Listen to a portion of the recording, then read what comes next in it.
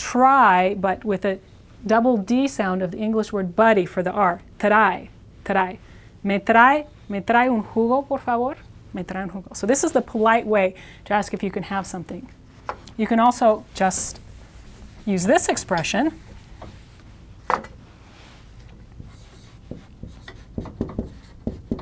Which is a polite way to say that you want something. Quiero is I want, and quisiera, again, fast double D a buddy here,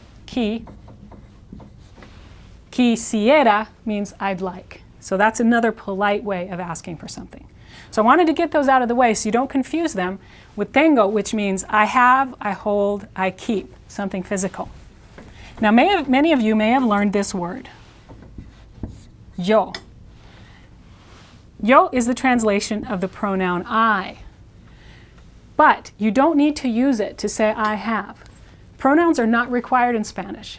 And in the Spanish That Works course, the only pronouns that I actually have you practice are usted and later on the plural, usted being the polite way to say you, because sometimes usted is used for clarification.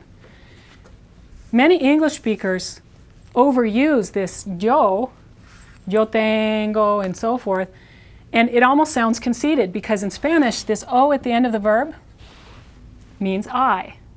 Now, in libro, the O at the end of the verb meant masculine. Spanish verbs don't have masculine or feminine. So you say tengo, I have, whether you're a man or whether you're a woman. The Spanish verb habla, which means speak or do you speak. So if you want to ask somebody, do you speak English, it would be habla inglés, or do you speak Spanish? Habla español. Ends in an A, whether you're talking to a man or talking to a woman. So very important to know. Spanish nouns have gender, Spanish verbs do not. So this O here in the present tense means I. It can change into different tenses, but for present tense it means I. So if you say tengo, that's all it can mean, I have. If you say yo tengo, then it's like emphasizing it. I have. And if you continually say yo all the time, then it sounds like you're conceited, talking about I all the time. So all you need to say is tengo. Keep it more simple and don't sound conceited. Of course, sometimes it's appropriate to use yo. I'm not saying it's wrong, but sometimes it's overused. And when I'm teaching speaking, I like to have you keep it simple because it's easier, faster, and ultimately more fun. Gets you more into the flow. Now the way you say you have, again, the polite professional way to say you have, hold, keep, which is also the way to say she has, he has, the office has, is tiene, tiene, tiene. Some students think of it as these three letters, tiene. You can also think of it as having tea. Do you have any tea? Tiene. Some words are easy to think of memory devices for them, and others you have to be a little more creative. The important thing is that you can think of something that works for you.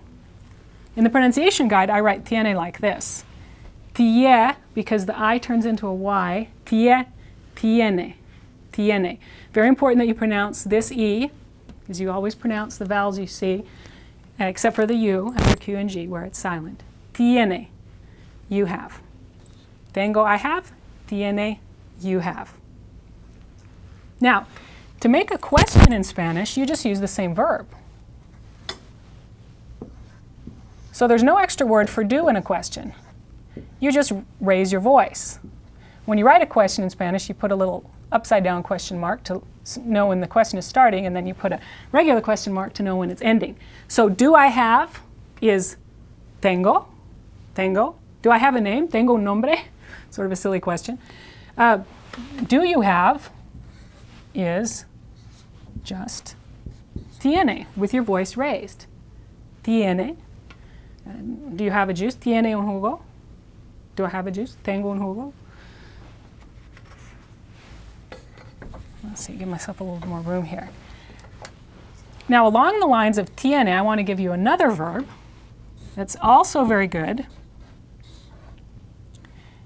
And it's spelled H-A-Y, but the H is silent and the A-Y is like the I of I or I. I'm going to write it like this, sort of dyslexic's nightmare, I.